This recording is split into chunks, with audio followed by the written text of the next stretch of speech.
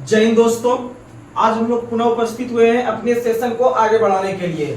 तो आप लोगों को बता दें कि आप सब जितने भी छात्र तैयारी करने वाले हैं, आप लोग कृपया करके अपना कीमती समय और जो भी आपका महत्वपूर्ण समय निकालकर आप इस वीडियो को देखने का प्रयास कीजिएगा।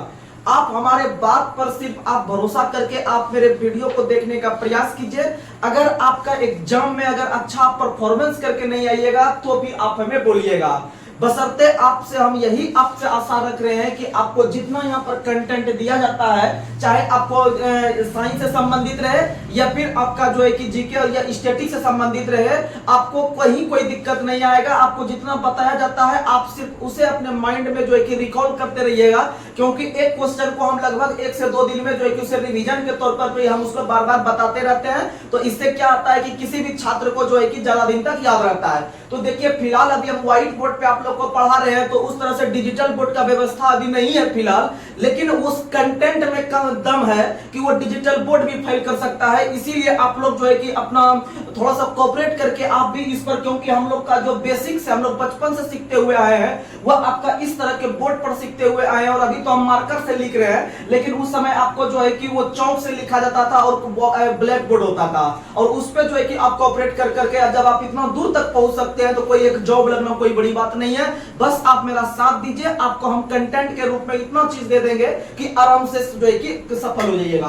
तो आप लोग को बता दें, यह सेशन आपका किसके किसके लिए महत्वपूर्ण है। तो एलपी के लिए, टेक्नीशियन के लिए, बिहार एसएससी के लिए, बिहार एसआई के लिए, बिहार पुलिस के लिए और आरपीएफ एसआई, आरपीएफ कांस्टेबल। अब बहुत ही अच्छा मौका है आप लोग के पास। इस मौका को आप लोग जो है कि गवाइए नहीं। इस मौका पे आप लोग अच्छा से मेहनत करके और एक जॉब सुनिश्चित कीजिए। जो कि ग्रेजुएशन जिनका होगा वो आराम से एसआई का फॉर्म डालिएगा, और जिनका 10-12 लेवल होगा वो आराम से आप लोग जो है कि कांस्टेबल का डाल सकते हैं। कोई दिक्कत नहीं है, अपने आप में प्रोफेशनल जॉब है। तो चलिए, बिना कोई देरी किए हुए आज के सेशन को हम लोग शुरू कर रहे हैं साइंस में। तो आप लोग आने का, समझने का प्रयास कीजिएगा। तो चलिए, आज का पहला सवाल जो थोड़ा सा लॉजिकली क्वेश्चन रहेगा, जो थोड़ा सा जुगाड़ देने वाला रहेगा, हम लोग सिर्फ उसी को यहाँ पर नोट डाउन करेंगे। और आप लोग जो है कि थोड़ा सा वीडियो को जो है कि रोक के आप थोड़ा सा अपने कॉपी में शॉर्ट नोट बनाने का प्रयास कीजिएगा। इससे क्या होगा कि कोई भी एग्जाम से पहले आप थोड़ा फास्ट रिवीजन कर सके। बस आप भरोसा रखें, भरोसा रखिएगा उस पर। आपका देखिएगा एग्जाम जिस दिन होगा बिहार एसएससी का, और जो बढ़िया बढ़िया कोचिंग अपना बैच चला रहा है बिहार एसएससी के लिए कि हम इतना क्वेश्चन टच करवा देंगे, तो हम भी आज बता देते हैं और बार बार बताते हैं कि कम से कम 60 से 65 क्वेश्चन याद रख लीजिएगा। 60 से 65 क्वेश्चन प्री एग्जाम में कंफर्म रूप से आपका टच होगा, इसमें कहीं कोई शक नहीं है, कहीं कोई शक नहीं है। 60 से 65 क्वेश्चन जो है कि 75 क्वेश्चन रहता है, 75 में 60 से 65 एकदम कंफर्म टच करवाएंगे। लेकिन हाँ, आपको हमारे सब वीडियो पर जो है कि आपको रहना पड़ेगा कंफर्म, पूरा एकदम रहना पड़ेगा 100% जितना चीज हम बताए हुए हैं। तो चलिए, आज के सेशन को हम शुरू कर रहे हैं। तो आज का पहला सवाल आप लोग को बताना है कि मानव मस्तिष्क का ग्राम में वजन कितना होता है। मानव मस्तिष्क कहने का मतलब जो हमारे जो शरीर में जो एक सोचने वाली अंग है, या फिर सभी अंग पे जो कंट्रोल करने वाली एक अंग है जिसका नाम है मस्तिष्क। क्या नाम है? मस्तिष्क। तो ये जो मस्तिष्क होता है, ये जो ब्रेन होता है, यह ब्रेन जो है कि सभी अंग में से सबसे महत्वपूर्ण अंग होता है ब्रेन। और मस्तिष्क का अध्ययन जो हम लोग करते हैं फ्रेनोलॉजी में, याद रखिएगा, मस्तिष्क का अध्ययन करते हैं फ्रेनोलॉजी में। और मस्तिष्क जो है वह एक प्रकार का जो है कि 3 हिस्सों में बटा हुआ भाग है। ये मस्तिष्क 3 हिस्सों में बटा हुआ है। और मस्तिष्क जो 3 हिस्सों में बटा हुआ है, एक हो जाता है अग्र मस्तिष्क, एक हो जाता है पश्च मस्तिष्क, अब बीच वाला कहते हैं मध्य मस्तिष्क। ये 3 प्रकार का होता है मस्तिष्क। और मस्तिष्क का जो पिछला हिस्सा होता है आपका पश्च मस्तिष्क, उसी में मेडुला पाया जाता है, इसी में मेडुला ऑब्लिगेंटा पाया जाता है, जो कि सभी प्रकार के क्रियाओं पर कंट्रोल रखती है। जैसे आप अधिक रूप में शराब पीते हैं, क्या पीते हैं? शराब। अगर आप अधिक रूप में शराब पीते हैं तो शराब पीने से आपका मेडुला काम करना बंद कर देता है, और आप क्या करते हैं कि कहीं भी नशे में जाके गिर जाते हैं, कहीं पर चल जाते हैं, इसमें कोई प्रभाव नहीं पड़ता है। और अधिक शराब पीते हैं तो आपको उल्टी भी आ जाता है, यानी कि उल्टी के लिए भी उत्तरदायी जो अंग है वह मेडुला है। वह कौन सा है? मेडुला ऑब्लिगेंटा है। और यह पश्च मस्तिष्क का हिस्सा है, याद रखिएगा। कौन सा हिस्सा है? पश्च मस्तिष्क का हिस्सा है। वहीं आप लोग को हम बता दें, अगर क्वेश्चन पूछे कि मनुष्य के मस्तिष्क का कौन सा हिस्सा विचार के लिए जो है कि जाना जाता है, विचार के लिए, किसके लिए, विचार के लिए, तो याद रखिएगा अग्र मस्तिष्क। कौन सा मस्तिष्क, अग्र मस्तिष्क। नहीं कहता है कि अरे तुम्हारा चेहरा ही देख के हम बता देते हैं तुम्हारा विचार कैसा है, यानी चेहरा देखिएगा अगले हिस्सा देखिएगा, अगला हिस्सा देखिएगा यानी अग्र मस्तिष्क देखिएगा। तो याद रखिएगा अग्र मस्तिष्क से विचार हम लोग करते हैं, क्या करते हैं, विचार करते हैं। और मस्तिष्क का अध्ययन फ्रेनोलॉजी होता है। अब हम मस्तिष्क का अगर हम भार का बात करते हैं तो मस्तिष्क का जो भार होता है याद रखिएगा हमारे कुल शरीर का 2%, हमारे शरीर के कुल भार का 2% मस्तिष्क का भार होता है। जैसे मान लीजिए वर्तमान में मेरा वजन है मान लीजिए 70 किलो है, और 70 किलो का अगर हम 2% निकालते हैं, 70 किलो का अगर हम 2% निकालते हैं कितना हो गया, तो 1 0 कैंसिल, 2 5 10, या फिर यहाँ 10 ले लीजिए, भाग देने में सही रहेगा, यानी कि 7 दूना 14/10, 14/10 यानी 1.4 kg निकला। इसको हम लोग बोल सकते हैं 1400 ग्राम बोल सकते हैं, क्या बोल सकते हैं, 1400 ग्राम, यानी कि 1350 से 1400 ग्राम एक स्वस्थ मनुष्य का जो है कि मस्तिष्क का वजन होता है। लेकिन परसेंटेज में वजन होता है कितना परसेंट, तो कुल भार का 2%, कुल भार का 2%। तो आप लोग याद रखिएगा। और मस्तिष्क में ही पाया जाता है तंत्रिका तंत्र, तंत्रिका तंत्र मस्तिष्क में ही पाई जाती है। और तंत्रिका तंत्र की इकाई है न्यूरॉन, तंत्रिका तंत्र की इकाई है न्यूरॉन। और वहीं पर किडनी का जो इकाई है वो है नेफ्रॉन, किडनी का इकाई क्या है, नेफ्रॉन। और याद रखिएगा तंत्रिका तंत्र का जो इकाई है न्यूरॉन, न्यूरॉन से ही बना लीजिएगा न्यूरोलॉजी, न्यूरोलॉजी यानी तंत्रिका तंत्र का अध्ययन न्यूरोलॉजी। और किडनी का जो इकाई का नाम है नेफ्रॉन, तो बना लीजिएगा इसे नेफ्रोलॉजी, इसे बना लीजिएगा नेफ्रोलॉजी, इसे बना लीजिएगा नेफ्रोलॉजी। याद रखिएगा किडनी का अध्ययन नेफ्रोलॉजी, तंत्रिका तंत्र का अध्ययन जो होता है वो न्यूरोलॉजी होता है। और वहीं पर एक बार फास्ट रिकॉल करवा देते हैं, हड्डी का अध्ययन ऑस्टियोलॉजी, मांस का अध्ययन मायोलॉजी, वहीं कान का अध्ययन ओडोलॉजी, नाक का अध्ययन राइनोलॉजी। वहीं बात करते हैं हम लोग हड्डी का अध्ययन ऑस्टियोलॉजी, कोशिका का अध्ययन साइटोलॉजी, कोशिका का अध्ययन साइटोलॉजी, उत्तक का अध्ययन हिस्टोलॉजी, यकृत का अध्ययन हेपेटोलॉजी, खून का अध्ययन हेमेटोलॉजी। वहीं अगर बात करते हैं हड्डी से हड्डी का जोड़ का अध्ययन, तो हड्डी से हड्डी का जोड़ का अध्ययन हम लोग करते हैं, तो याद रखिएगा वो करते हैं हम लोग ऑर्थोलॉजी में। किसमें करते हैं, ऑर्थोलॉजी में। अच्छा क्वेश्चन है, हड्डी से हड्डी का जो जोड़ होता है, हड्डी से हड्डी का जो जोड़ होता है इसका जो अध्ययन करते हैं हम लोग वो करते हैं ऑर्थोलॉजी में। और हड्डी में 8% फास्फोरस, कितना परसेंट, 8% फास्फोरस। और हड्डी में जो पाया जाता है वो मायोसिन नाम का अम्ल पाया जाता है, हड्डी में मायोसिन नाम का अम्ल पाया जाता है। वहीं जब आप अधिक कार्य करते हैं, जब आप अधिक शारीरिक कार्य करते हैं तो आपके शरीर में लैक्टिक अम्ल जमा हो जाता है। कौन सा अम्ल जमा होता है, लैक्टिक अम्ल के जमा होने से ही थकावट आती है। वहीं दूध हो गया, दही हो गया, ये दोनों में भी लैक्टिक अम्ल, गेहूं में ग्लूमेटिक अम्ल, वहीं आपका इमली में टार्ट्रिक अम्ल, वहीं अगर बात करते हैं नींबू में सिट्रिक अम्ल। और नींबू का pH-मान 2.2, नींबू का pH-मान 2.2 होता है। और नींबू में एक रोग होता है, याद रखिएगा डाइबैक रोग, डाइबैक रोग बहुत मस्त क्वेश्चन है। नींबू में एक रोग होता है डाइबैक रोग, और डाइबैक रोग जो होता है वो तांबा की कमी से होता है। किससे कमी से होता है, तांबा की कमी से होता है। वहीं याद रखिएगा कि एक और बीमारी होती है, एक और जो है कि भाग होता है एरिल भाग। एरिल जो भाग खाते हैं वो लीची का भाग खाते हैं, लीची का खाए जाने वाला भाग एरिल है, याद रखिएगा। और भारत के अंदर में लीची अनुसंधान संस्थान देहरादून में है, याद रखिएगा लीची अनुसंधान संस्थान देहरादून में है, लीची अनुसंधान संस्थान देहरादून में है। और भारत के अंदर में मुजफ्फरपुर शहर जो बिहार का है वो आपका लीची के लिए ही प्रसिद्ध है। आगे बढ़ते हैं, अगला क्वेश्चन आप लोग को बताना है। अगला क्वेश्चन आप लोग बताइएगा कि अमोनियम क्लोराइड के एक अणु में कितने परमाणु होते हैं। अमोनियम क्लोराइड के एक अणु में कितने परमाणु होते हैं, तो थोड़ा समझिएगा। अमोनियम क्लोराइड यहां लिख रहे हैं, अमोनियम क्लोराइड, थोड़ा कोऑपरेट कीजिएगा, आराम से समझ में आएगा। अमोनियम क्लोराइड, अमोनियम क्लोराइड का सूत्र होता है NH4Cl, NH4Cl। अमोनियम क्लोराइड का सूत्र होता है NH4Cl। और यहाँ पर बोल रहा है क्वेश्चन कि अमोनियम क्लोराइड में एक अणु में कितने परमाणु होते हैं। तो याद रखिएगा ये जो पूरा कहलाता है ये एक अणु कहलाता है। क्या कहलाता है, एक अणु कहलाता है। लेकिन इसमें से परमाणु की संख्या कितनी है यही हमको पूछ रहा है। तो याद रखिएगा परमाणु जो होता है ये जो नीचे नीचे सब में लगा रहता है उसी को परमाणु कहते हैं। क्या कहते हैं, परमाणु। नीचे जो सब में लटका हुआ रहता है उसको परमाणु कहते हैं। कि जैसे हो गया CO2, तो CO2 में ये 2 जो दिखा रहा है ये परमाणु की संख्या को दिखा रहा है। किसको दिखा रहा है, परमाणु की संख्या को दिखा रहा है। और आप लोग को पता है कि परमाणु जो होता है वो अविभाज्य होता है, परमाणु जो होता है वो अविभाज्य होता है, और परमाणु विद्युतता उदासीन भी होता है, परमाणु विद्युतता उदासीन भी होता है। इस पे हम चर्चा कर देते हैं तुरंत, उसके बाद फिर हम इस पे आएंगे, समझिएगा। एक होता है आपका धातु, एक होता है आपका अधातु। और आप लोग को पता है कि धातु जो होते हैं वह क्या होते हैं, तो धातु क्षारीय होते हैं। धातु क्या होते हैं? क्षारीय। यानी कि धातु के जो परमाणु होते हैं वह आपका क्षारीय होते हैं, और अधातु के परमाणु अम्ल होते हैं। अधातु परमाणु क्या होते हैं? अम्ल। क्योंकि आपको हम जुगाड़ दे देते हैं, ओ से अधातु, ओ से अम्ल, ओ से अधातु, ओ से अम्ल। यानी अधातु जो होते हैं वह सामान्यतः अम्ल होते हैं। यानी जब अधातु अम्ल हो गया तो धातु क्षारीय होगा। धातु क्या होगा? क्षारीय होगा।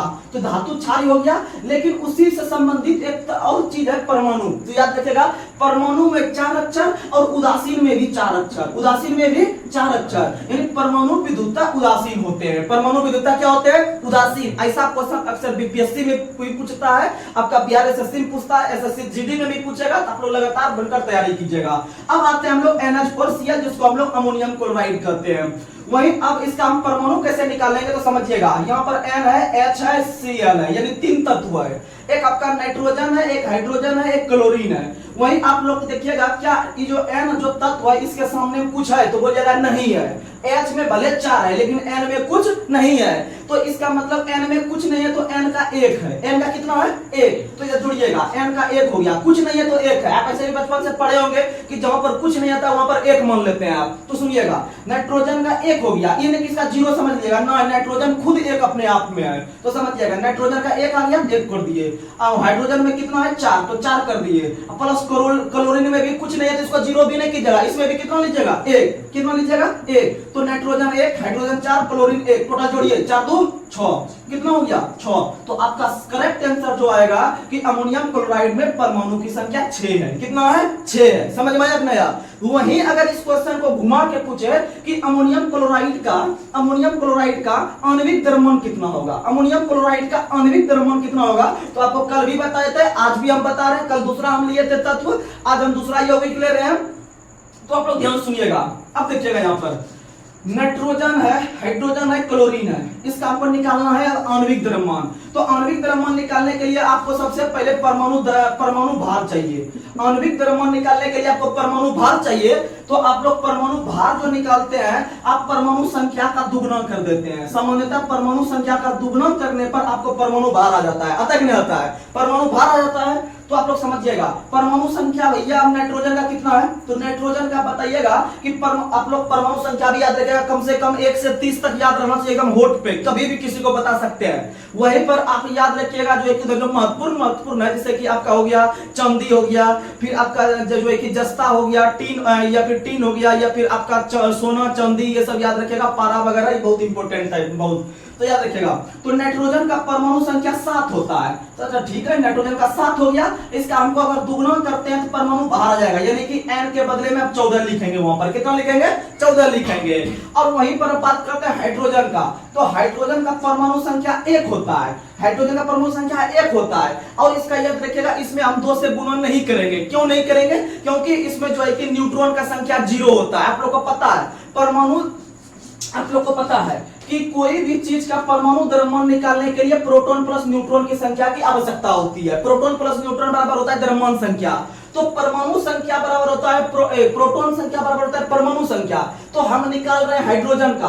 तो हाइड्रोजन में जो है कि आपका प्रोटॉन होता है कि न्यूट्रॉन होता है, क्या होता है, पहले उस पर हम गौर करते हैं। तो परमाणु संख्या हाइड्रोजन का 1 होता है। तो जब परमाणु संख्या हाइड्रोजन का 1 हुआ तो उसमें प्रोटॉन का संख्या भी कितना होगा? 1 होगा। क्योंकि आपको हम बार बार बताते हैं, प्रोटॉन की संख्या बराबर परमाणु संख्या बराबर इलेक्ट्रॉन का संख्या। ये तीनों सेम होता है। ये तीनों क्या होता है? सेम होता है। समझिएगा। तो प्रोटॉन का संख्या 1 हो गया। और इसमें से आप लोग को पता है इसका परमाणु संख्या भी 1 होता है, तो प्रोटॉन का संख्या भी 1 कर दिए। लेकिन इसमें न्यूट्रॉन का संख्या 0 होता है। न्यूट्रॉन का संख्या कितना होता है? 0। तो अब बताइए कि इसका द्रव्यमान संख्या भी कितना होगा? 1 होगा। कितना होगा? 1। इसमें आप 2 से गुणा नहीं कर सकते, इसमें आप 2 से गुणा नहीं कर सकते हैं, क्योंकि इसमें न्यूट्रॉन का संख्या क्या होता है? 0 होता है। याद रखिएगा। ऐसे अगर हम देखते हैं, हाइड्रोजन का एग्जैक्ट परमाणु द्रव्यमान जो होता है वो होता है 1.008 के बराबर होता है। इसका हमको 1 ही लेके चलते हैं, ठीक है, 1 ही लेके चलते हैं, कोई दिक्कत नहीं है। तो समझिएगा। अब यहां पर आइए, हाइड्रोजन का परमाणु द्रव्यमान 1 हुआ। अब इसको हम एक में किससे गुना करेंगे? 4 से। किससे करेंगे? 4 से। तो इसका मतलब कितना हो गया? 4। यानी इसका कितना हो गया? 4, यानी 14 प्लस 4। अब क्लोरीन, क्लोरीन का परमाणु संख्या 17 होता है, याद रखिएगा। परमाणु संख्या क्लोरीन का 17 होता है, और 17 को जब हम 2 से गुणा करेंगे तो ये हमारा परमाणु द्रव्यमान आ जाएगा। तो 17 दूना 34, इसमें 34 जोड़िए। तो अब देखिएगा 4 4 8 4 12 के 2, बाकी 1 3 1 4 4 1 5, यानी इसका हो गया 12 यूनिट। कितना? 52 यूनिट। कितना हो गया? 52 यूनिट। आप आराम से इसको निकाल सकते हैं। अब विभिन्न प्रकार के गैस का अगर हम बात करते हैं तो हाइड्रोजन का जो खोज किया था वो कैवेंडिश ने किया था, नाइट्रोजन का खोज रदरफोर्ड ने किया था, ऑक्सीजन का खोज प्रिस्टले ने किया है, अमोनियम का खोज भी प्रिस्टले ने किया है, और अमोनियम गैस को हम लोग हाइबर विधि के द्वारा बनाते हैं। किस विधि के द्वारा? हाइबर विधि के द्वारा बनाते हैं। वहीं पर आपका नाइट्रोजन का खोज रदरफोर्ड ने किया है। नाइट्रोजन का खोज किसने किया है? रदरफोर्ड ने किया है, आप लोग याद रखिएगा। और अक्र गैस का खोज रेंजे एवं रेले ने किया है। अक्र गैस का खोज रेंजे एवं रेले ने किया है। लेकिन एक अक्र गैस है हीलियम। एक अक्र गैस कौन सा है? हीलियम। हीलियम का खोज रेंजे रेले ने नहीं किया है। हीलियम का खोज करता एक अलग व्यक्ति का नाम होता है, इसका नाम है लोकेयर। क्या नाम है? लोकेयर। लोकेयर लोकेयर लोकेयर। हीलियम का खोज करता है लोकेयर। हीलियम का खोज करता लोकेयर है। और हीलियम हमारे आवर्त सारणी का पहला अक्र गैस है। हीलियम हमारे आवर्त सारणी का पहला अक्र गैस है। लेकिन हाइड्रोजन हमारे आवर्त सारणी का पहला गैस तत्व है। हाइड्रोजन का परमाणु संख्या 1 होता है, हीलियम का 2 होता है, और लिथियम का 3 होता है। लिथियम का 3। ये तीनों पे क्वेश्चन हम बार बार बताते हैं। अगर आपसे क्वेश्चन पूछे आवर्त सारणी का पहला जो है कि गैस कौन सा है, क्योंकि सिंपल है वो गैस हाइड्रोजन है, ठीक है, ये अक्र फक्र नहीं है। तो हाइड्रोजन बोलेगा तो सबसे पहला गैस तत्व मारेंगे। और हीलियम जो होता है वह गैस है लेकिन अक्र गैस है। तो याद रखिएगा आवर्त सारणी का पहला अक्र गैस जो है वह परमाणु संख्या 2 है इसका, इसीलिए पहला तत्व हो गया अक्र गैस के रूप में। तो याद रखिएगा लिथियम जो होता है वह आपका एक धातु तत्व है। कैसा तत्व है? धातु। और धातु होने का मतलब है, धातु होने का मतलब है, याद रखिएगा वह ठोस होता है। कैसा होता है? ठोस होता है। उसको पीटने पर उससे एक गजब तरह का आवाज निकलता है, और उसकी एक गजब तरीका का उसका चमकीला पदार्थ होता है, यानी वो देखने में अलग सा दिखता है। तो याद रखिएगा आवर्त सारणी का पहला धात्विक तत्व, आवर्त सारणी का अगर पूछे पहला धात्विक तत्व तो लिथियम मारेंगे। क्या मारेंगे? लिथियम। तो आप लोग सुनने का प्रयास कीजिएगा। चलिए आगे बढ़ते हैं। अगला क्वेश्चन आप लोग को बताना है। अगला क्वेश्चन आप लोग बताइए कि निम्न में से किस माध्यम का अपवर्तनांक सबसे कम होता है? निम्न में से किस माध्यम का अपवर्तनांक सबसे कम होता है? तो आप लोग थोड़ा ध्यान से सुनिएगा। अपवर्तनांक, आपको अपवर्तनांक निकालने के लिए ही सिखा देंगे, आप आराम से सुनिएगा। अपवर्तनांक, एक क्वेश्चन है अपवर्तनांक। अपवर्तनांक जो होता है, अपवर्तनांक बराबर सूत्र जो होता है वह होता है आपका जो है कि निर्वात में प्रकाश की चाल। अपवर्तनांक बराबर होता है निर्वात में प्रकाश की चाल अब बटे माध्यम में प्रकाश की चाल। अच्छा क्वेश्चन है, इसमें न्यूमेरिकल आता है। अपवर्तनांक बराबर होता है निर्वात में प्रकाश की चाल अब बटे माध्यम में प्रकाश की चाल, बटे माध्यम में प्रकाश की चाल। अब आप यहाँ पर किसी भी चीज का निकाल सकते हैं। अगर आपसे क्वेश्चन पूछे कि जल का अपवर्तनांक कितना होता है, अगर आपसे पूछे वायु का अपवर्तनांक कितना होता है, अगर आपसे पूछे बर्फ का अपवर्तनांक कितना होता है, अगर पूछे तारपीन तेल का अपवर्तनांक कितना होता है, अगर आपसे पूछे नाइलॉन का अपवर्तनांक कितना होता है, आप किसी का भी आसानी से बता सकते हैं। तो याद रखिएगा कि अपवर्तनांक बराबर जो सूत्र होता है, अपवर्तनांक बराबर जो सूत्र होता है वो होता है निर्वात में प्रकाश की चाल बटे माध्यम में प्रकाश की चाल। ठीक, तो आप लोग को बता दे कि अपवर्तनांक निर्वात में प्रकाश की चाल माध्यम में प्रकाश की चाल जो है कि आप याद रखने का, याद नहीं रखिएगा, इसमें सिर्फ आपको ये याद रखना है कि निर्वात में प्रकाश की चाल कितनी होती है, जल में कितनी होती है, बर्फ में कितनी होती है, तारपीन में कितनी होती है, नाइलॉन में कितनी होती है, कांच में कितनी होती है। तो ये सब आपको याद रखना है। आपको ऑब्जेक्टिव टाइप में डायरेक्ट भी ये पूछ सकता है कि कांच में प्रकाश की चाल कितनी होती है, नाइलॉन में कितनी होती है, या फिर आपको जो है कि अपवर्तनांक भी किसी माध्यम का पूछ सकता है। तो माध्यम का अपवर्तनांक निकालने के लिए आपको हम सूत्र बता दिए हैं। तो जैसे कि निर्वात में, अगर आपको निर्वात में निकालना रहे कि निर्वात का अपवर्तनांक कितना होता है, तो आप लोग को पता है कि निर्वात में जो प्रकाश की चाल होती है वो होता है 3 गुना 8 लाख किलोमीटर प्रति घंटा, जैसे कि होती है 3 गुना 10⁸ होती है। तो आप लोग आराम से जो है कि इसको निकाल सकते हैं। जैसे कि मान लीजिए कि निर्वात में प्रकाश की चाल आपको दिया गया है, आपको जो है कि 3 गुना 10⁸ अब बटे माध्यम में प्रकाश की चाल, अगर आपको निर्वात में ही पूछ ले तो निर्वात में ही कर देंगे, इसी से भाग कर देंगे तो आप दोनों को एक बार में कट जाएगा, यानी कि आप लोग बता सकते हैं कि निर्वात का अपवर्तनांक 1 होता है। कितना होता है? 1 होता है। अगर आपसे बात करें जल का, तो जल में जो है कि प्रकाश की चाल होती है 2.25 गुना 10 पे पावर 8, ये होता है, यानी 2.25 लाख होता है। कितना होता है? 2.25 लाख। तो आप आराम से इसका निकाल सकते हैं अपवर्तनांक जल का। तो जल का अपवर्तनांक निकालने के लिए आप लोग को पता है निर्वात में प्रकाश की चाल होता है 3 गुना 10 पे पावर 8।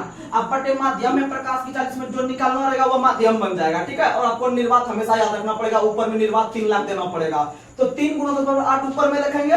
उसके बाद में जल का कितना हो गया प्रकाश का चाल, तो 2.25 गुना 10 पावर 8। तो आप इसको भाग लगा सकते हैं 2.25 गुना 10 पे पावर 8, तो 10 पे पावर 8 10 पे पावर 8 कट जाएगा। अब बचा यहाँ 3 बटे 2.5, तो आप इसको भाग दीजिए 3.2.5, तो इसको पॉइंट उड़ाइएगा तो ऊपर में 100 आ जाएगा। तो आप इसको हटा सकते हैं 45 पंचे 225, 20 पंचे 100, 3 से कटाइए 15, फिर इसको 5 से कटाइए, 5 दिया 15, 5 चौके 20, यानी 4 बटे 3, या फिर आप उसको भाग दे सकते हैं कि 3 भागा 4, 3 एक 3, 1.0, 3 तिया 9, एक यानी 1.33 जो होता है, 1.33 जो होता है वो जल का अपवर्तनांक होता है। आप लोग रटते होंगे कि जल का अपवर्तनांक 1.33 होता है। तो आप समझ सकते हैं कि जब आप एलपी टेक्नीशियन में ऐसा क्वेश्चन पूछेगा ही पूछेगा, आपको कम से कम ये सूत्र याद रखना है। और फिर कितना कितना किसमें होता है आप लोग जो कि आराम से बुक से भी ढूंढ सकते हैं। जैसे निर्वात में 3 गुना 10 पावर 8, जल का 2.25, बर्फ का जो होता है बर्फ का भी अलग से होता है, वहीं तारपीन का भी अलग से होता है, नायलॉन के होता है, कांच का जैसे याद रख लीजिएगा, कांच में पूछता है अधिक से अधिक, तो कांच का जो होता है वो होता है 2 गुना 10 पे पावर 8, 2 गुना 10 पे पावर 8 होता है कांच का। या फिर आप 10 पे पावर 8 10 पावर माइंड में कटा दीजिएगा, आप सीधा 3/2 भी कर सकते हैं, यानी 1.5 भी आप मार सकते हैं कांच का, सीधा निकाल के 1.5 भी मार सकते हैं, क्योंकि 10 पावर 8 जो है कि आपका कॉमन के रूप में कट जाएगा। तो चलिए आगे बढ़ते हैं। अगला क्वेश्चन अगला क्वेश्चन आप लोग बताइएगा। अगला क्वेश्चन आप लोग को बताना है, मांसपेशियों को हड्डियों से कौन जोड़ता है? मांसपेशियों को हड्डियों से जो जोड़ता है वो टेंडन जोड़ता है या कंडरा जोड़ता है, पता है। और हड्डी से हड्डी का जो जोड़ कहलाता है वो लिगामेंटस कहलाता है। क्या कहलाता है? लिगामेंटस। और दो हड्डी के बीच में एक चिपचिपा द्रव पाया जाता है जिसका नाम है साइनोवियल द्रव, याद रखिएगा, जिसका नाम है साइनोवियल द्रव। साइनोवियल द्रव दो हड्डी के बीच में पाया जाता है, याद रखिएगा, दो हड्डी के बीच में पाया जाता है। अगला क्वेश्चन आप लोग को बताना है कि जी की इकाई त्वरण की इकाई के समान होती है, अर्थात क्या होती है? जितना क्वेश्चन बोल रहे हैं ये आपका ओरिजिनल टीसीएस का पूछा हुआ क्वेश्चन है, आप लोग समझिएगा। क्वेश्चन है जी की इकाई, जी का मतलब छोटी जी, एक होता है बड़ी जी, इस पे चर्चा कर लेंगे, पहले इस पर ध्यान देते हैं। एक होता है छोटी जी का इकाई जो होता है इसका वो त्वरण की इकाई के समान होता है। किसके क्या समान? त्वरण। तो इसका मतलब होता क्या है, तो आप लोग को बता दें, छोटी जी का मान आप लोग याद करते होंगे 9.8 मीटर पर सेकंड स्क्वायर करते हैं। इसका मतलब छोटी जी का जो यूनिट है वो मीटर पर सेकंड स्क्वायर है। वहीं त्वरण का जो इकाई है वह भी मीटर पर सेकंड स्क्वायर है। त्वरण का इकाई भी क्या है? मीटर पर सेकंड स्क्वायर है। तो आप लोग को बता दें कि त्वरण निकालने का सूत्र याद रख लीजिएगा, v minus you by T. v minus you by T जो होता है वह त्वरण का इकाई होता है। और आप लोग को बता दें v जो होता है वह अंतिम चाल होता है, v जो होता है वह अंतिम चाल होता है, और u जो होता है वह प्रारंभिक चाल होता है। और इसको अगर हम समय से भाग दे देंगे, इसको समय से भाग दे देंगे तो आपका जो है कि त्वरण निकल जाएगा, यानी कि a बराबर v minus you by T. आप याद रखिएगा, यानी आपको सवाल देगा एग्जाम में कि कोई वस्तु या कोई गाड़ी 5 मीटर प्रति सेकंड के चाल से चल रही है, 5 मीटर प्रति सेकंड की चाल से चल रही है, और यह 10 सेकंड के बाद 10 मीटर प्रति सेकंड गति प्राप्त कर लिया, तो बताइए त्वरण। तो आप लोग तुरंत जो है कि 5 माइनस 10 आप बटे 10 कीजिएगा, आप जो भी आएगा तो आप आराम से आंसर लगा दीजिएगा, आपका सही हो जाएगा आंसर। अब बात करते हैं छोटी जी बड़ी जी।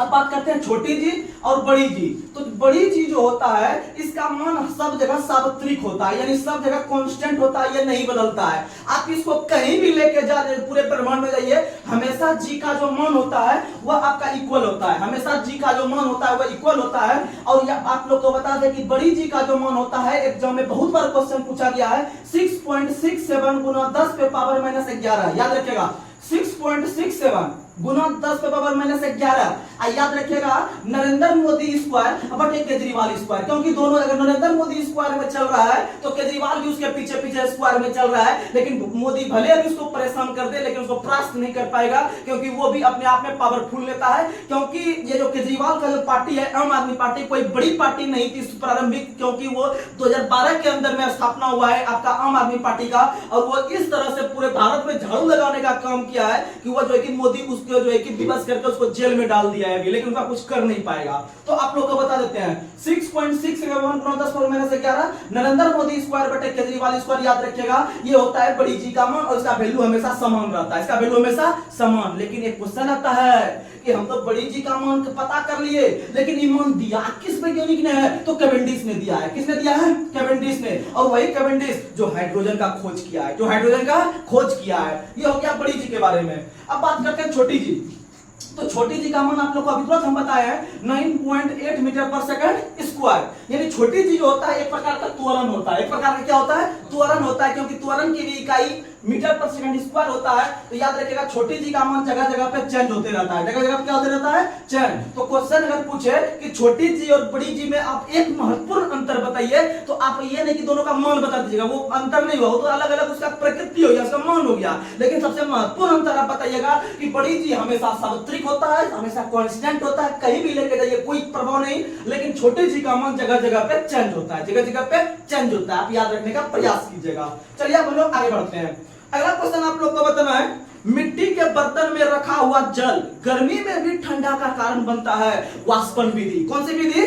वाष्पन विधि। याद रखिएगा, क्योंकि जब आप घड़ा में जब आप पानी रखिएगा घड़ों में, तो वह धीरे धीरे जो है कि रिश्ता है पानी, यानी कि वायुमंडल के पानी से यह जो है कि कांटेक्ट में रहता है। जैसे कि वायुमंडल में विभिन्न प्रकार का नमी होता है, वो अंदर में भी नमी है, दोनों का रिफ्लेक्शन होना यानी आते जाते रहता है। तो याद रखिएगा यह हमेशा ठंडा बना रहता है वाष्पन विधि से। किस विधि से? वाष्पन विधि से बना रहता है। वहीं सूर्य की किरण जो पृथ्वी पर पहुंचती है विकिरण विधि से। किस विधि से? विकिरण विधि से। वहीं हमारे वायुमंडल जो गर्म होता है संवहन विधि से। हमारा वायुमंडल गर्म होता है संवहन से। हमारा समुद्र या फिर आपका जो जल गर्म होता है, आपका पोखर का या तालाब का जो पानी गर्म होता है, वह आपका संवहन विधि से। किस विधि से?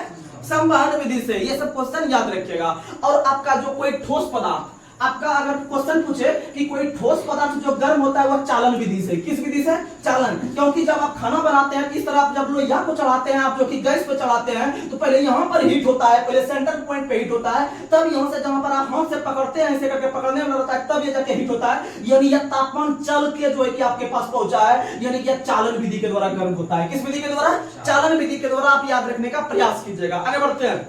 अगला क्वेश्चन आप लोग को बताना है, किसी वस्तु अगर कुछ बताइए, किसी वस्तु में कौन सी ऊर्जा निहित होती है जब वह एक ऊंचाई पर रहती है? जब वह एक ऊंचाई पर रहती है तो उसमें कौन सी ऊर्जा निहित होती है? तो आप लोग दो एगो ऊर्जा जानते हैं, एगो स्थितिज ऊर्जा और एगो गतिज ऊर्जा। एगो कौन जानते हैं? गतिज ऊर्जा। तो आप इसका अगर फॉर्मूला अगर याद रखे होंगे तो आप आराम से इस क्वेश्चन का जवाब दे सकते हैं। जैसे आप लोग को पता है कि स्थितिज ऊर्जा का सूत्र होता है mgh, स्थितिज ऊर्जा का होता है mgh, और गतिज ऊर्जा का होता है हाफ mv²। गतिज ऊर्जा क्या होता है? Half mv²।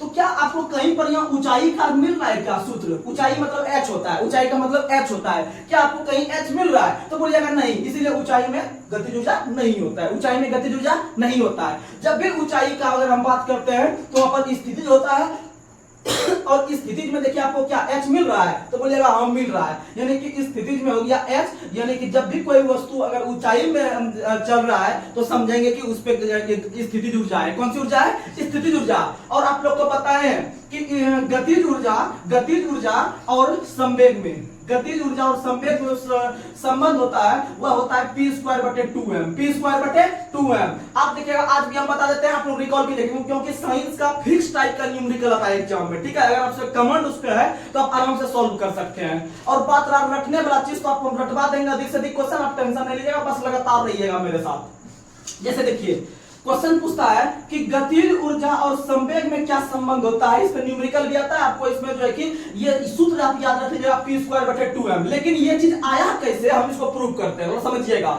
जैसे आप लोग को पता है गतिज ऊर्जा बराबर होता है हाफ mv², बिल्कुल सही। और संवेग बराबर यानी p बराबर होता है mv, p बराबर होता है mv, सबको पता होगा। अगर और ये क्वेश्चन इस बार आपको पता है कि बिहार सचिवालय जो मेंस एग्जाम हुआ था उसमें भी क्वेश्चन पूछा था कि P बराबर क्या होता है, P बराबर mv होता है, P बराबर mv। P यानी संवेग, संवेग बराबर होता है द्रव्यमान गुना वेग, द्रव्यमान गुना वेग, याद रखिएगा। तो ये दोनों के बीच रिलेशन क्या होता है समझिएगा। तो हाफ mv स्क्वायर हो गया P बराबर mv, तो आप इसको कर सकते हैं v बराबर p बटे m। v बराबर क्या लिख सकते हैं इसको, p बटे m। और v बराबर जब p बटे m हुआ, v बराबर जब p बटे m हुआ, तो ये इस v का मान को यहाँ पर आप सेट कर सकते हैं। तो भाई सेट कर देते हैं, तो हाफ है तो हाफ लिखे, m है तो m लिखे। अब v स्क्वायर है तो इसका मतलब v का मान p बटे m है, यानी इसको जब लिखेंगे यानी p स्क्वायर बटे m स्क्वायर लिखेंगे, या फिर इसको सीधा हम कर सकते हैं p बटे m का होल स्क्वायर, p बटे m का होल स्क्वायर। तो यहाँ पर सीधा आप लिख दीजिएगा इसको, p गुना p ऊपर में हो गया, m गुना m नीचे हो गया। तो एक m से एक m कट गया, ऊपर में बचा p स्क्वायर सिर्फ और नीचे 2 गुना m 2m, यानी दोनों के बीच रिलेशन हो गया p स्क्वायर बटे 2m, p स्क्वायर बटे 2m। और यह क्वेश्चन भर भर के एग्जाम में पूछता है, बस आप लगातार रहिएगा। आगे बढ़ते हैं, अगला क्वेश्चन आप लोग को बताना है हमारे आवर्त सारणी में सबसे लंबा तन्य धातु कौन सी होती है।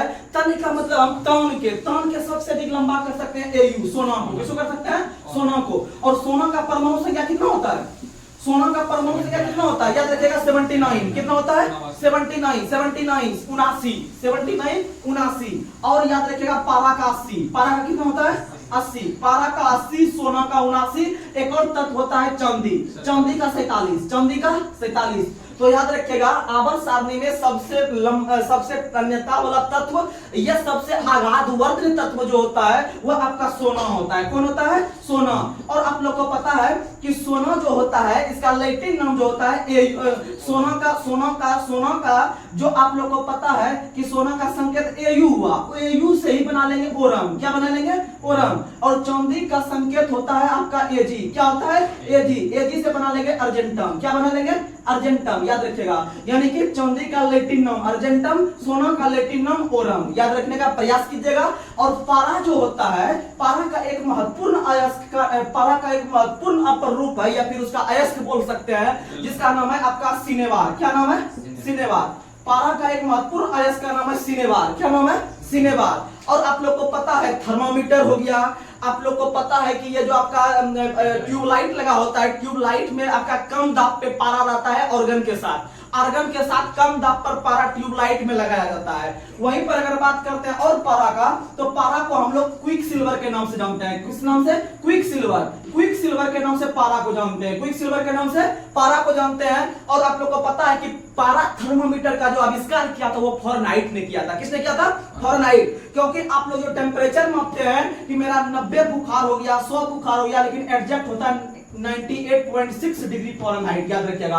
और फारेनहाइट का जो नाम लेते हैं वो किस लिए लेते हैं, क्योंकि उसमें पारा ही ऊपर से नीचे चढ़ता है या फिर नीचे से ऊपर चढ़ता है, उसी को हम पारा कहते हैं। और हम उसको थर्मोमीटर में मापते हैं, लेकिन बोलते हैं उसको फारेनहाइट में। किसमें बोलते हैं, फारेनहाइट। यानी पारा थर्मोमीटर के आविष्कार करता फारेनहाइट है, और फारेनहाइट का संबंध जर्मनी से था। कहां से था, जर्मनी से था।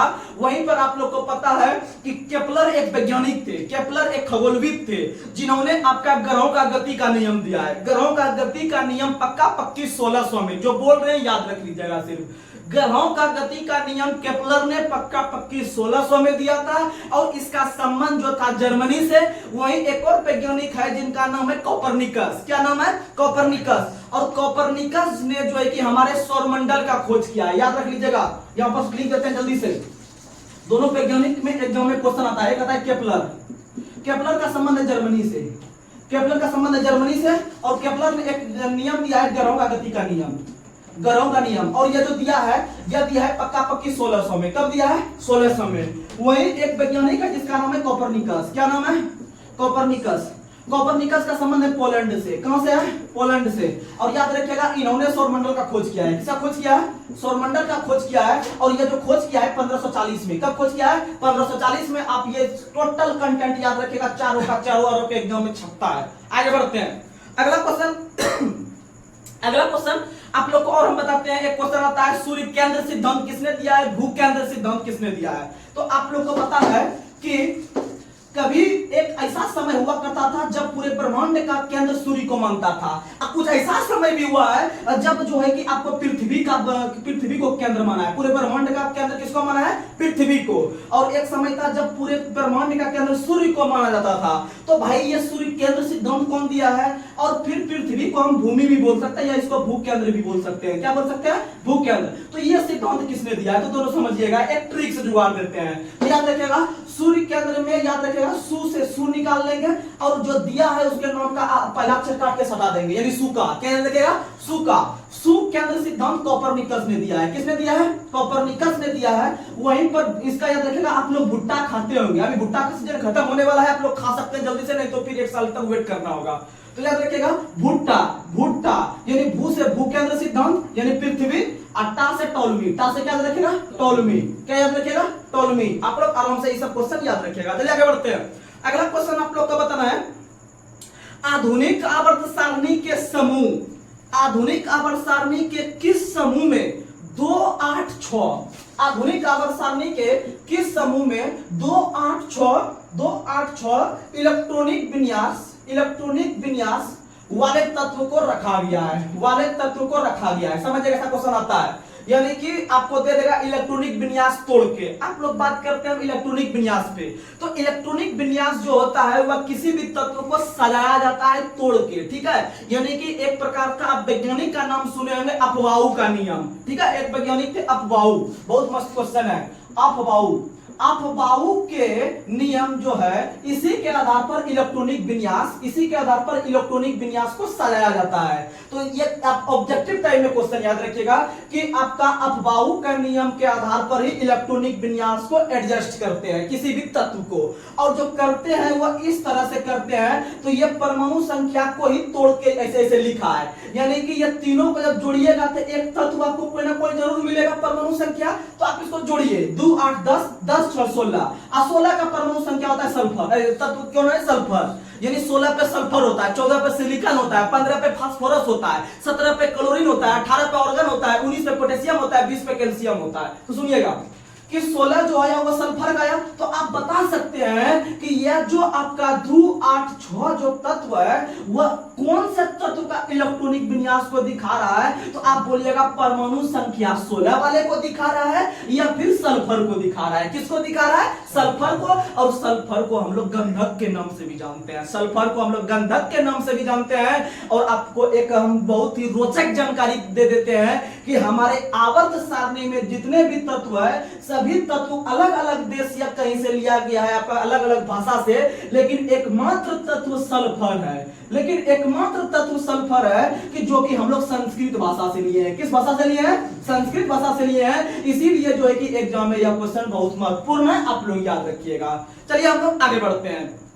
अगर आपसे क्वेश्चन पूछ दे कि इलेक्ट्रॉनिक विन्यास 2, 6, 5 वाला तत्व कौन सा होगा, तो 6, 2, 8, 5, 13 यानी एल्युमिनियम बता दीजिएगा। क्या बता दीजिएगा? एल्युमिनियम बता दीजिएगा। आप लोग ऐसे करके आंसर मारिएगा, आपका आराम से काम हो जाएगा, कॉन्सेप्ट क्लियर। आगे बढ़ते हैं। अगला क्वेश्चन आप लोग को बताना है, इलेक्ट्रिक बल्ब में फिलामेंट के विशेष रूप से प्रयोग होने वाली धातु का क्या नाम है?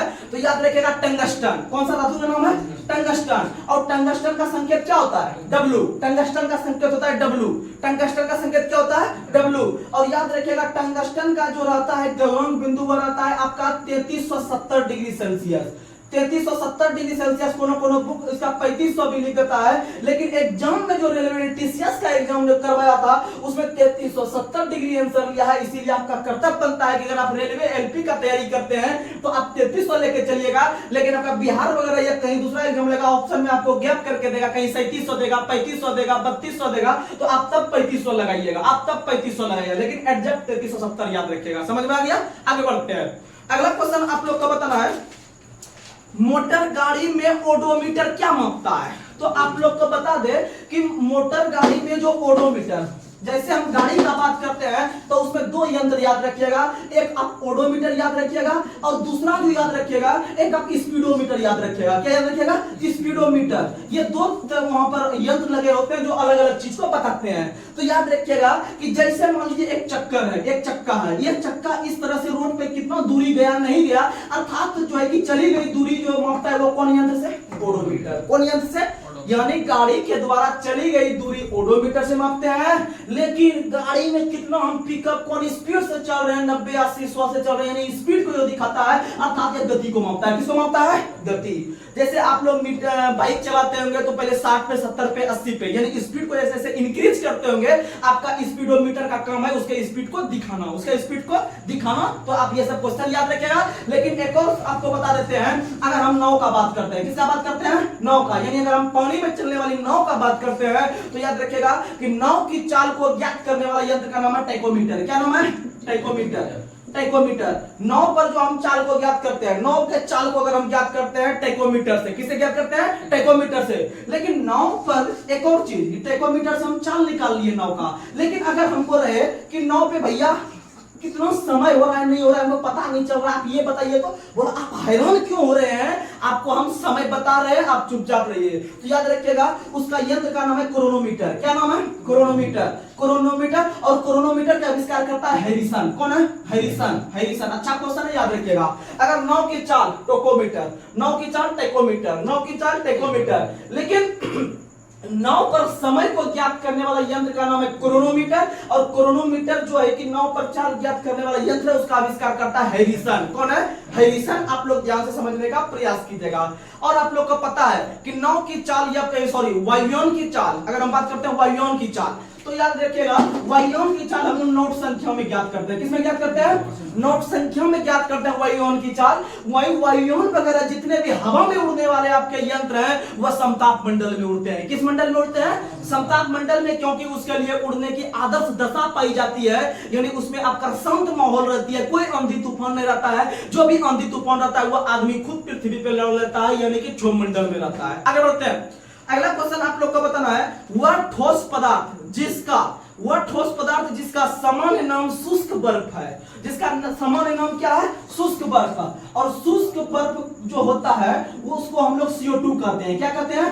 CO2 कहते हैं। CO2 को शुष्क बर्फ के नाम से जानते हैं। लेकिन जब आप शुष्क बर्फ कहने का मतलब है कि शुष्क जो होता है वह हल्का सा जो है कि आपको हीट पैदा करेगा। जैसे आप अगर शुष्क बर्फ को हाथ में ले लीजिएगा तो आपको वो दाग भी कर सकता है, आपको नुकसान भी पहुंचा सकता है स्किन को। याद रखिएगा शुष्क बर्फ के नाम से CO2 को जानते हैं। और कल ही बताया कि CO2 का जो आणविक द्रव्यमान होता है कितना होता है? 44। क्योंकि 6 परमाणु का 6 और 6 दूना 12, यहां हो गया प्लस ऑक्सीजन 8, 8 दूना 16 और 16 दूना 32। अब यानी 12 32 कितना हो गया? 44। समझ में आई? तो आप ये सब क्वेश्चन याद रखने का प्रयास कीजिएगा। और CO2 अगर पृथ्वी पर अधिक हो रही है तो इसका मतलब क्या अधिक हो जाएगा? तापमान। क्या अधिक हो जाएगा? तापमान। क्या अधिक हो जाएगा? तापमान। और तारे का जो रंग जो सूचक होता है वह तापमान का सूचक होता है। किसका सूचक होता है? तापमान। तो आप लोग को पता है कि जितने भी प्रकार के तारे होते हैं उसका जो रंग अलग अलग होता है वह तापमान को दिखाता है। किसको दिखाता है? तापमान को। चलिए आगे बढ़ते हैं। अगला क्वेश्चन आप लोग को बताना है, रासायनिक संयोजन का नियम किसने दिया है? रासायनिक संयोजन का नियम डाल्टन ने दिया है। किसने दिया है? डाल्टन ने। आप लोग के पास दूसरा कोई नियम नहीं देते हैं, याद रखिएगा फटाफट, याद रखिएगा। अभी तो आपको बताए थे अपवाहु का जो नियम है वो आपको इलेक्ट्रॉनिक विन्यास पर आधारित है। याद रखिएगा अपवर्जन का नियम, अपवर्जन का नियम पॉली, अपवर्जन का नियम पॉली। अगर क्वेश्चन पूछे गुणित अनुपात का नियम डाल्टन, गुणित अनुपात का नियम किसने दिया है? डाल्टन। अगर आपसे बात करें स्थिर अनुपात का नियम, स्थिर अनुपात का नियम जो दिया है वह जोसेफ प्राउस्ट ने दिया है। किसने दिया है? जोसेफ प्राउस्ट ने दिया है। जोसेफ प्राउस्ट ने दिया है। अगर आपसे क्वेश्चन पूछे कि जो है कि अपवर्जन का नियम किसने दिया है? पॉली। गुणित अनुपात नियम डाल्टन। स्थिर अनुपात का नियम वही। अगला याद रखिएगा, अगला एक आता है आपका अनिश्चितता का सिद्धांत। अनिश्चितता का सिद्धांत, अनिश्चितता का सिद्धांत जो दिया है वह हाइजेनबर्ग ने दिया है। किसने दिया है? हाइजेनबर्ग ने। वही एक दिया है आपका शुद्धता का नियम। शुद्धता का नियम जो दिया है वह आपका मेंडल ने दिया है। शुद्धता का नियम किसने दिया है? मेंडल ने। वही पृथक्करण का नियम भी किसने दिया है? मेंडल ने। पृथक्करण का नियम भी किसने दिया है? मेंडल ने। ये सब क्वेश्चन आप याद रखने का प्रयास कीजिएगा। चलिए आगे बढ़ते हैं। अगला क्वेश्चन आप लोग को बताना है, अगला क्वेश्चन आवर्त सारणी में कौन सा समूह शून्य समूह के रूप में भी जाना जाता है? सबसे लास्ट 18वां, सबसे लास्ट 18वां। और आप लोग को पता है 18वां को स्वयं लोग सूर्य वगैरह के नाम से जानते हैं, और 17वां जो होता है उसमें आपका क्लोरीन वगैरह गैस वगैरह होता है, यानी उसको गैस तत्व के नाम से भी जानते हैं। और 18वां शून्य वर्ग कहलाता है, क्योंकि आप लोग को पता है कि आवर्त सारणी में जितने भी अग्र गैस है उसका संयोजी इलेक्ट्रॉन की संख्या 0 होता है, तो आप लोग याद रखने का प्रयास कीजिएगा।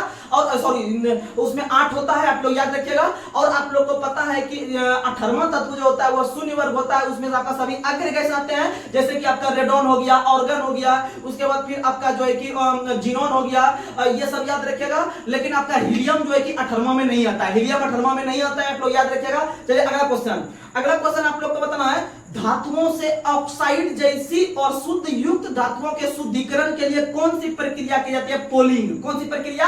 पोलिंग। कौन सी प्रक्रिया? पोलिंग। लेकिन एक और प्रक्रिया है, याद रखिएगा, जैसे आप तंबाकू को आप जब पौधा से काट के घर लाते होंगे, उसको आप सुखाते होंगे, क्या करते होंगे? सुखा के जो है कि उसका आप लोग तंबाकू तैयार करते होंगे, जो उस विधि को कहते हैं, क्या कहते हैं? तो उस विधि को क्या कहते हैं? तो याद रखिएगा कि तंबाकू को हम लोग खेत से लाते हैं, कच्चा काट के उसको सुखाते हैं घर में, और सुखाने के जो विधि कहलाती है वो क्यूरिंग कहलाती है। क्या कहलाती है? क्यूरिंग कहलाती है। और याद रखिएगा, कोई ठोस धातु अगर गर्म है, गर्म से हम उसको ठंडा करने की विधि जो कहलाती है वो आपका क्या कहलाती है? तो ठंडा करने की विधि एनीलिंग कहलाती है। क्या कहलाती है? एनीलिंग कहलाती है, याद रखिएगा एनीलिंग। तो ये सब विधि भी आता है एग्जाम में, याद रखिएगा। और भारत के अंदर में जो तंबाकू अनुसंधान संस्थान है वो राजमुंदरी है। वह कहां है? राजमुंदरी। क्योंकि अगर कोई व्यक्ति तंबाकू खाना शुरू करता है, इसका मतलब अपना राज्य चलाना चालू कर दिया, तो इसका मतलब तंबाकू अनुसंधान संस्थान राजमुंदरी में है, और तंबाकू बोर्ड का मुख्यालय गुंटूर में है। तंबाकू बोर्ड का मुख्यालय कहां है? गुंटूर में है। और तंबाकू में गुणसूत्र की संख्या 48 होती है, याद रखिएगा। आगे बढ़ते हैं। अगला क्वेश्चन आप लोग को बताना है कि पानी के 5 अणुओं का द्रव्यमान कितना होता है? पानी के 5 अणु का द्रव्यमान। अच्छा, 5 अणु पूछ रहा है, कोई बात नहीं। पानी के 5 अणु का द्रव्यमान कितना होगा? तो आप लोग को पता है पानी का सूत्र होता है H2O। क्या होता है? H2O। बस निकालिए, शॉर्ट में आराम से काम चलेगा। तो आप लोग ऐसे रट भी जाते होंगे कि पानी का जो भार होता है वो 18 होता है। कितना होता है? 18 को 5 से गुना कीजिए, 18 को 90 आंसर हो जाएगा। कितना हो जाएगा आंसर? 90। या फिर आप लोग आराम से निकालिएगा, हाइड्रोजन का परमाणु द्रव्यमान भार परमाणु संख्या 1 होता है, परमाणु भार भी 1 होता है। 1 को 2 से गुना करेंगे तो भैया 2 मिलेगा आपको। कितना मिलेगा? 2 मिलेगा।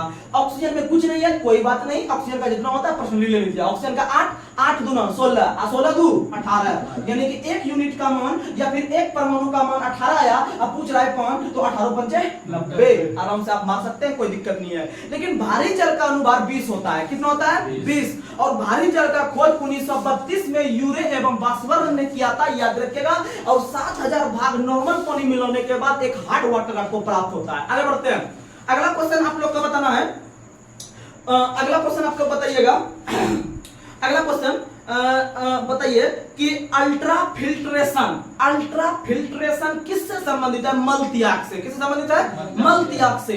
और मल त्याग आप लोग को पता है कि हम लोग जब भोजन करते हैं, यह भोजन कुल 5 प्रक्रिया से होकर गुजरती है। कितनी प्रक्रिया से? 5 प्रक्रिया। और 5 प्रक्रिया में जो पहला प्रक्रिया है वो आपका अंतर्ग्रहण है। क्या है? अंतर्ग्रहण। क्योंकि भोजन थाली में है, उसको आप अंदर ग्रहण कर लीजिए मुंह के द्वारा, तो वह पहला प्रक्रिया हो गया अंतर्ग्रहण। क्या हो गया? अंतर्ग्रहण। और सबसे लास्ट प्रक्रिया है आपका जो है कि किसी भी भोजन जो आप किए हैं उसका जो भी आपका अपशिष्ट पदार्थ बचा हुआ है उसको मल त्याग के द्वारा बाहर करना जो होता है वो अंतिम प्रक्रिया होती है। और उसी से संबंधित है अल्ट्रा फिल्ट्रेशन। क्या है? Ultra filtration. और हमारे शरीर के अंदर जो वृक्क या किडनी है वह बहुत महत्वपूर्ण भूमिका निभाता है उत्सर्जित तंत्र के रूप में या किसी भी पदार्थ को बाहर निकालने में, क्योंकि वह मूत्र हो गया, मल त्याग वगैरह हो गया, ये वही कंट्रोल करते हैं। आगे बढ़ते हैं। अगला क्वेश्चन आप लोग को बताना है कि जब विस्थापन प्रयुक्त बल की दिशा के लंबवत हो तो बल द्वारा किया गया कार्य का मान 0 होता है। कितना होता है? 0 होता है। और आप लोग को पता है कि कार्य बराबर जो आप लोग को सूत्र बताते हैं W बराबर Fs cos थीटा। W बराबर Fs cos थीटा। अगर ये थीटा एंगल से हो रहा है तो ये सूत्र बताए थे, लेकिन सिंपली आपको कल भी बताए थे, सिंपली W बराबर Fs एगो सिंपल वाला फॉर्म होता है। W बराबर Fs, यानी W यानी कार्य, F यानी हो गया फोर्स, S मतलब विस्थापन।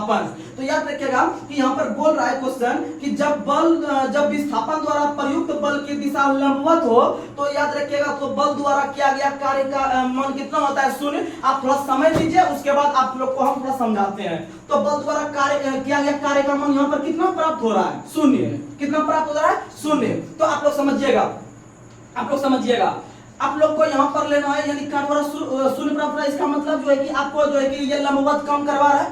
क्वेश्चन फिर से पढ़ते हैं, आप लोग सुनिएगा। जब विस्थापन प्रयुक्त बल की दिशा के लंबवत हो, किस तरह से हो? लंबवत, यानी इस तरह से हो। इस तरह से जब होता है, इसके दोनों के बीच का एंगल कितना डिग्री का होता है? 90 डिग्री का। कितना डिग्री का होता है? 90 डिग्री का, आप लोग को पता है। और इस तरह से जब कार्य होता है तो इसका मान कितना निकलता है, तो आप लोग समझने का प्रयास कीजिएगा। तो इसका मतलब है कि यहाँ पर कितना डिग्री एंगल से काम को किया जा रहा है, तो बोलिएगा 90 डिग्री से। कितना डिग्री से? 90 डिग्री। जब थीटा से कम होता है, सूत्र ये वाला लगाते हैं, और जब थीटा से नहीं होता है, सिंपली होता है, तो ये सिंपली वाला लगाते हैं। जब थीटा से हो रहा है cos थीटा, और वही 90 डिग्री का यहाँ चर्चा हो रहा है, तो आप लोग बताइएगा कि W बराबर FS cos थीटा, और cos थीटा के जगह कितना डिग्री रखेंगे? 90 डिग्री। कितना डिग्री? 90 डिग्री। तो आप लोग बचपन से ही रखते होंगे कि cos 90 का मान कितना होता है, तो cos 90 का मान कितना होता है, आप लोग बताइए। तो आप लोग को पता है, आप लोग को पता है sin 0 का मान, sin 0 का मान होता है 0। आप लोग रखते होंगे, सुनिएगा, तो फास्ट लिख देते हैं। sin 0 का मान, sin का पहले लिखते हैं फिर cos का लिखेंगे। तो sin जो है कि 0 का मान होता है 0, उसके बाद फिर sin जो है कि 30 डिग्री का मान होता है हाफ, फिर sin 45 डिग्री का मान होता है 1/√2। कल निकालने के लिए भी हम बता दिए थे।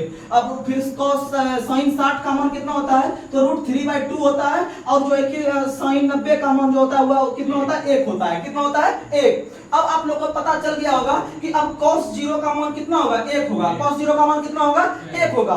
और फिर sin cos 30 का मान कितना, इधर से ले लेते हैं, √3/2 हो जाएगा, और ये हो जाएगा 1/√2 हो जाएगा, और ये हो जाएगा हाफ, और यहाँ पर कितना हो जाएगा? 0। कितना हो जाएगा? 0। तो अब आप लोग बताइए कि cos 90 का मान कितना आया? 0। कितना आया? 0। अब बताइए आप कि जब इस तरह में जब फिट करेंगे, cos 90 की जगह जब यहाँ पर 0 मान रखेंगे, यहाँ f का मान कुछ भी हो जाए, s का मान कुछ भी हो जाएगा, तो कार्य लास्ट में आपको क्या प्राप्त होगा? 0। क्या प्राप्त होगा? 0। यानी आप बोल सकते हैं कि बल और विस्थापन के बीच, बल और विस्थापन के बीच, बल और विस्थापन के बीच आपको न्यूनतम, आपको शून्य कार्य तभी प्राप्त होगा जब कार्य कितना डिग्री पे?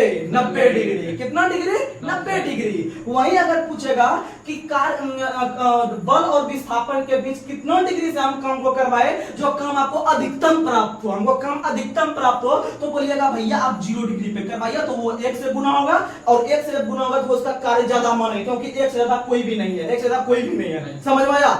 वहीं जब आप cos 180 डिग्री पे देखते हैं, तो cos 180 डिग्री का मान -1 होता है। कितना होता है? -1। जब आप इसमें -1 पे यहाँ पर 180 रख के आप जब -1 से गुना कीजिएगा, तो ये सबको माइनस में घुसा देगा। सबको क्या कर देगा? माइनस। यानी आपके पास 3 कंटेंट हम लिखते हैं।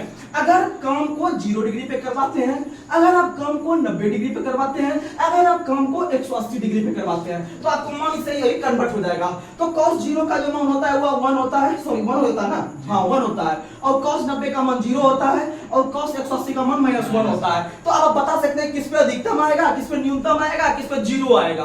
तो आप बताइएगा कि cos 0 सबसे अधिकतम कहाँ आएगा? 0 पे। सबसे अधिकतम आ गया 0 पे, और शून्य कहाँ पे आया? 90 पे।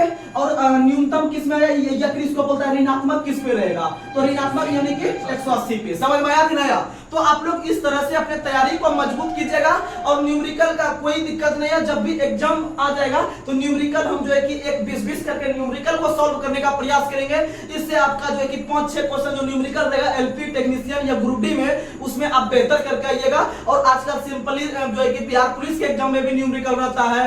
आप जो है कि आप कोई भी स्टेट लेवल के एग्जाम में बैठिए, वहां पर न्यूमेरिकल 1-2 डाल दिया जाता है, क्योंकि हाई-फाई एग्जाम हो रहा है धीरे धीरे। तो ये सब क्वेश्चन आप याद रखने का प्रयास कीजिएगा, आराम से आपका कन्वर्ट हो जाएगा एग्जाम। तब तक के लिए जय हिंद, जय भारत।